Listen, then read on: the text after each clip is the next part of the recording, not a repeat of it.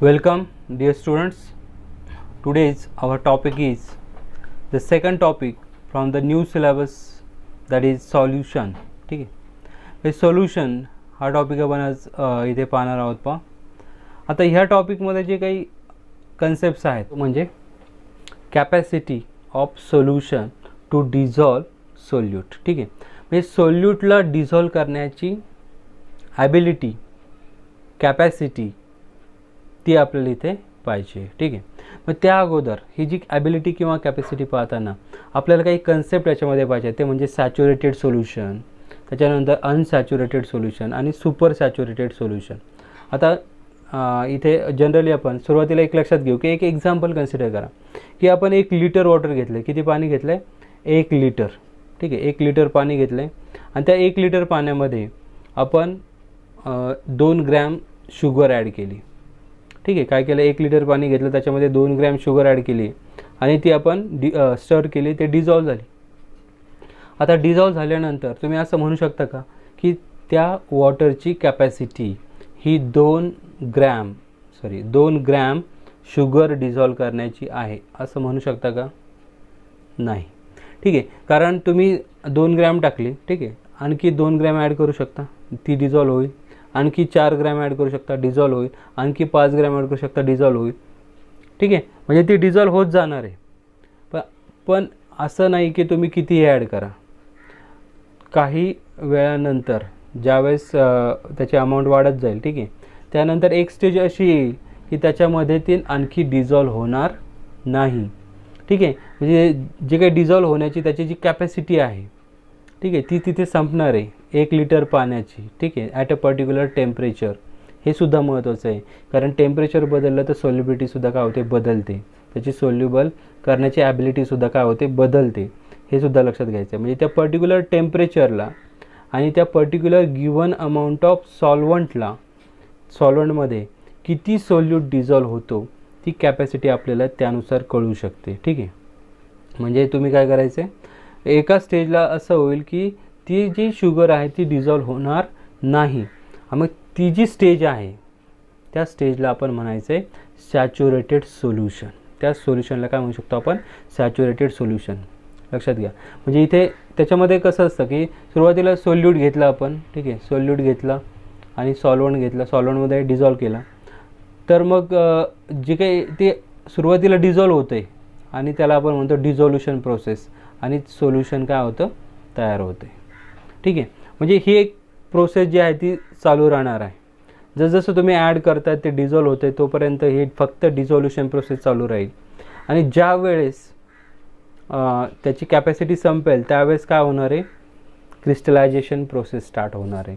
म्हणजेच ती डिझॉल्व होत नाही, तर ही रिटर्न, ठीक आहे, क्रिस्टलायझेशन प्रोसेस जी आहे ती स्टार्ट होते आणि तिचं काही सोल्यूट आहे तो त्याच्यामध्ये डिझॉल्व होऊ शकत नाही. अशा प्रकारच्या सोल्युशनला काय म्हणायचं आहे, सॅच्युरेटेड सोल्युशन. जिथे काय असणार आहे, देर इज अ इक्विलिब्रियम. तिथे आता इक्विलिब्रियम अटेंड झालेला आहे. आपण ऑलरेडी पाहिलं आहे, फॉरवर्ड रिॲक्शन आणि बॅकवर्ड रिॲक्शन दोघांचा रेट जर सेम असेल तर त्याला आपण काय म्हणतो, इक्विलिब्रियम म्हणतो. अशा प्रकारचा इक्विलिब्रियम तिथे काय होतो, अटेंड होतो. ठीक आहे, मग लक्षात घ्या, a saturated solution contains maximum amount of solute dissolve in the given amount of solvent at a given temperature. म्हणजे सॅच्युरेटेड सोल्युशनमध्ये मॅक्झिमम अमाऊंट ऑफ सोल्यूट काय असं प्रेझेंट असतं, डिझॉल्व झालेलं असतं in given amount of solvent. कारण solvent जर तुम्ही वाढवत गेले तर त्याची कॅपॅसिटीसुद्धा डिझॉल्व करण्याची वाढत जाणार आहे. त्याच्यामुळे given amount of solvent and at a given टेम्परेचरसुद्धा महत्त्वाचं आहे, कारण टेम्परेचर इन्क्रीज झालं तर सॉल्युबिलिटीसुद्धा इन्क्रीज होऊ शकते. ठीक आहे, म्हणजे तो एक फॅक्टर आहे, टेम्परेचर अफेक्टिंग द सॉल्युबिलिटी. ठीक आहे, मग लक्षात आलं सॅच्युरेटेड सोल्युशन म्हणजे काय. Saturated solution contains maximum amount of solute dissolve in given amount of solvent at a given temperature, that is the saturated solution. ठीक आहे, अँड जर आता त्याच्यापेक्षाही जास्त सोल्यूट जर प्रेझेंट असेल तर त्या सोल्युशनला म्हणायचं आहे सुपर सॅच्युरेटेड सोल्युशन. म्हणजे लक्षात घ्या, सोल्युशन आपण आत्ता पाहिलं ते म्हणजे सॅच्युरेटेड सोल्युशन, आता आपण पाहतोय ते सुपर सॅच्युरेटेड सोल्युशन. ठीक आहे, म्हणजे लक्षात घ्यायचं काय आहे, a solution containing greater than the equilibrium amount of solute. ठीक आहे, म्हणजेच the solution which contains greater amount of solute than in the saturated solution, म्हणजे सॅच्युरेटेड सोल्युशनपेक्षा जास्त जर सोल्यूट त्या सोल्युशनमध्ये प्रेझेंट असेल तर त्या सोल्युशनला आपण म्हणायचं आहे सुपर सॅच्युरेटेड सोल्युशन. काय म्हणायचं आहे, सुपर सॅच्युरेटेड सोल्युशन. आणि अशा प्रकारचे जे सोल्युशन असतात ते असतं अनस्टेबल. ठीक आहे, त्याचे type of solution is a unstable solution. ठीक आहे, आणि म्हणजे का अनस्टेबल आहे, कारण त्याच्यामध्ये पहा the precipitation occurs by the addition of a tiny crystal of solute. ठीक आहे, म्हणजे असं जे सॅच्युरेटेड सोल्युशन आहे त्याच्यामध्ये आपण थोडं जरी ओरिजिनल बाहेरून जर क्रिस्टल्स ॲड केले त्या सोल्यूटचे तर लगेच तिथे क्रिस्टलायझेशन प्रोसेस काय होते, स्टार्ट होते, आणि क्रिस्टलायझेशन होऊन that saturated solution becomes that super saturated solution changes to saturated solution. ठीक आहे, म्हणजेच त्याच्यामध्ये जे काही ॲडिशनल सोल्यूट असणार आहे त्याचं क्रिस्टलायझेशन होतं, आणि क्रिस्टलायझेशन होऊन मग त्याचं सुपर सॅच्युरेटेडचं सोल्युशन सॅच्युरेटेड सोल्युशनमध्ये काय होतं, कन्व्हर्ट होतं. ठीक आहे, म्हणजे सॅच्युरेटेड सोल्युशन ही कन्सेप्ट इथे महत्त्वाची आहे पहा, ज्याच्यामध्ये मॅक्झिमम अमाऊंट ऑफ सोल्यूट काय असणार आहे, प्रेझेंट असणार आहे. ठीक आहे, त्याच्यानंतर पहा मग आता आपण हे डिफाईन करायचं असेल सोल्युबिलिटी.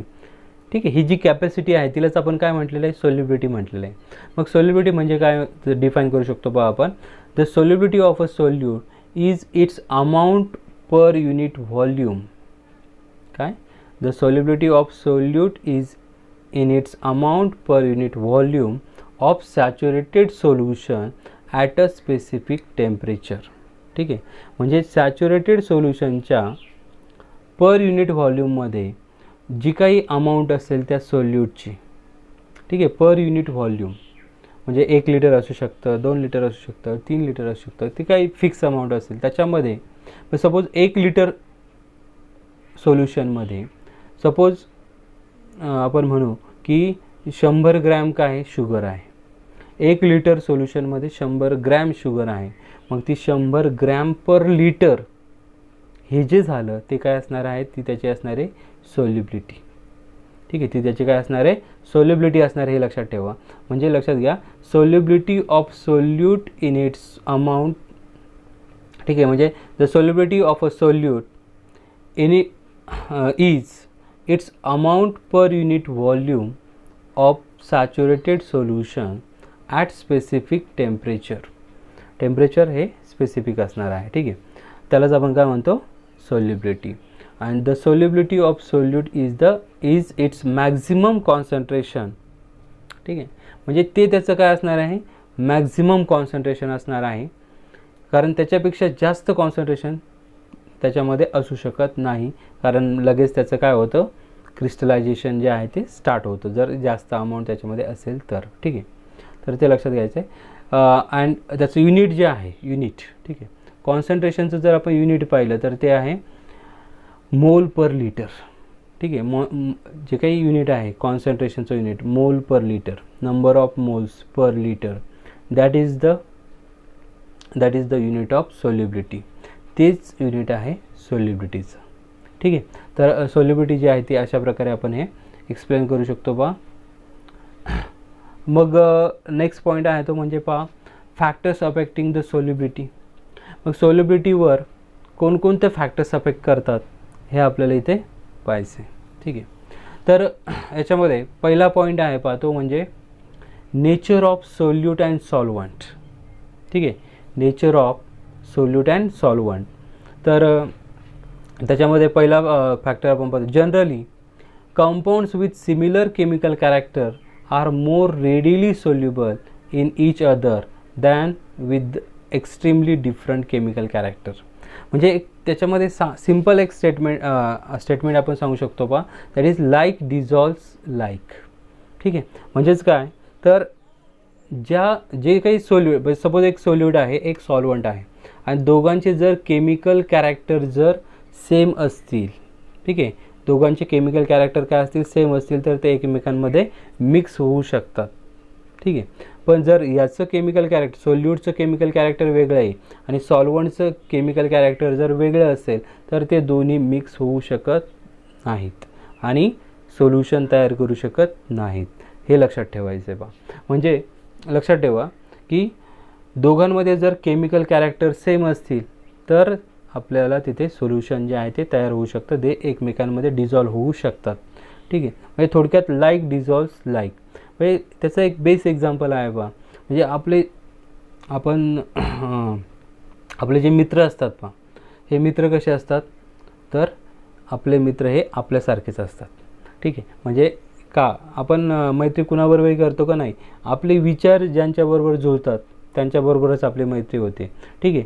तर मग ते लक्षात ठेवायचं आहे की लाईक डिझॉल्व्स इन लाईक. जर त्यांच्यामध्ये काही साम्य असेल, ठीक आहे, सारखेपणा जर त्यांच्यामध्ये असेल तरच ते एकमेकांमध्ये काय होत असतात, डिझॉल्व होत असतात. That is the basic principle behind it. ठीक आहे. मग त्याच्यामध्ये आपण जर पाहिलं तर एक्झाम्पल्स आपण त्याच्यामध्ये सांगू शकतो. Polar solute dissolve in polar solvent.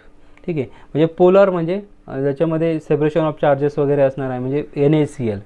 NaCl हे कसं आहे, पोलार आहे. आणि वॉटर हे सुद्धा कसं आहे, पोलार आहे. ठीक आहे. तर मग NaCl सुद्धा पोलार आहे, वॉटर पण पोलार आहे आणि म्हणून पोलार आहेत म्हणून ते एकमेकांमध्ये सोल्युबल होऊ शकतात. हे लक्षात ठेवायचं आहे.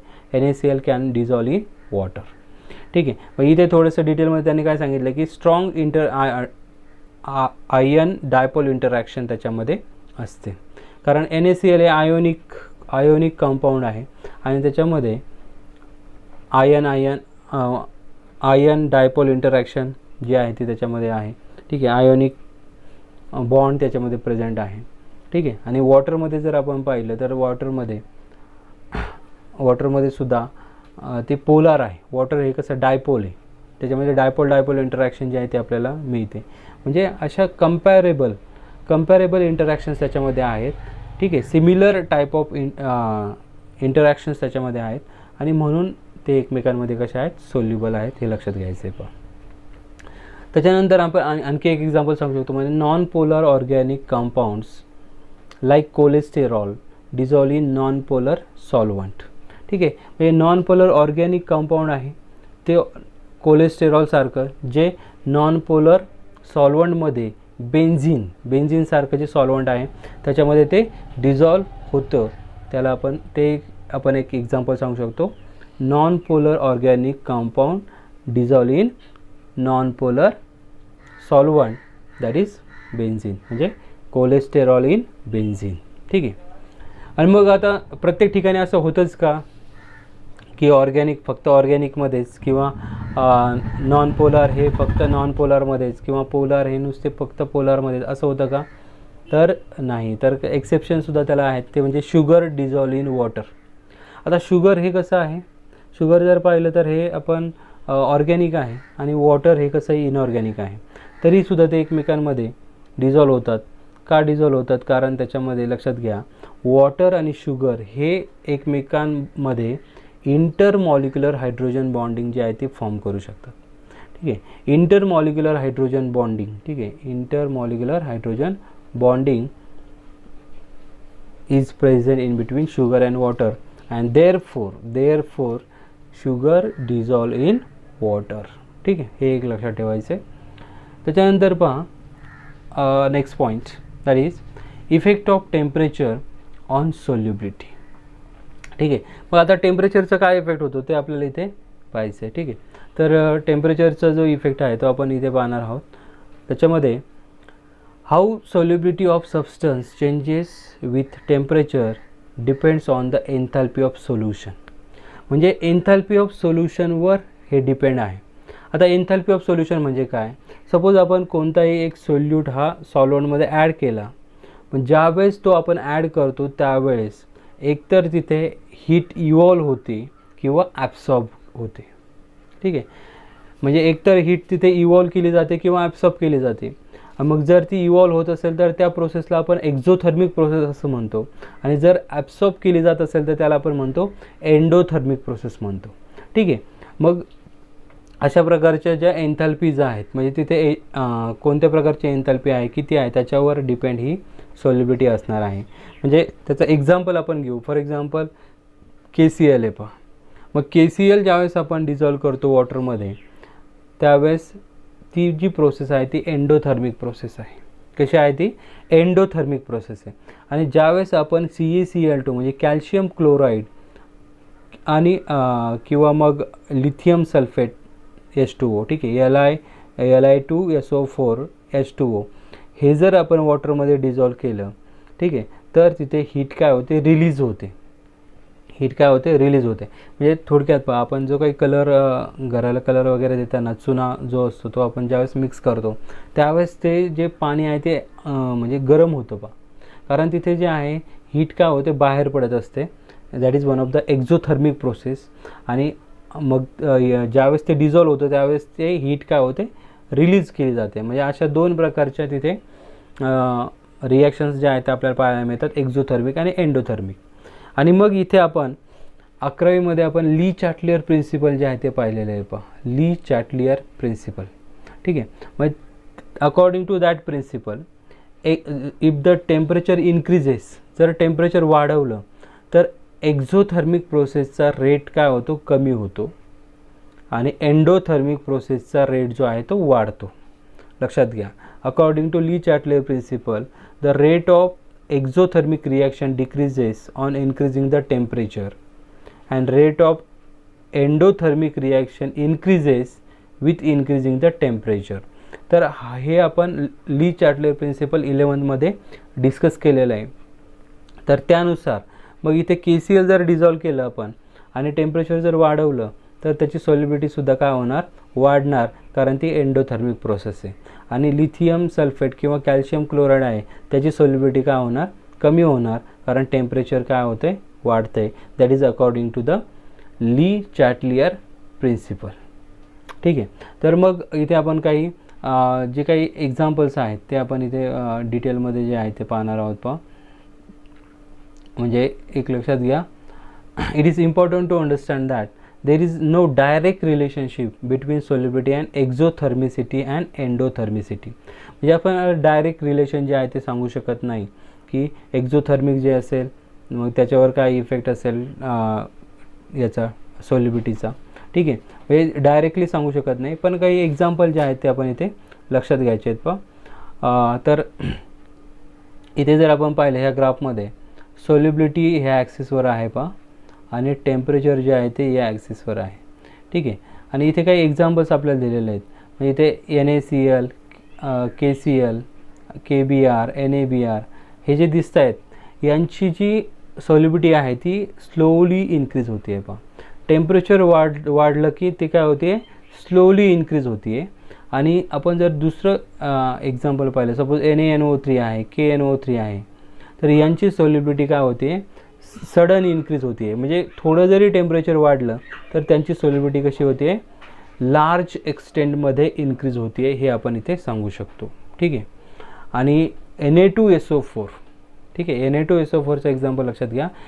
So solubility of Na2SO4 decreases with increasing temperature, ठीक आहे. याच्यामध्ये दाखवलेलं नाही आहे, पण Na2SO4चं जे असणार आहे ते या प्रकारे ग्राफ आपल्याला मिळणार आहे पहा.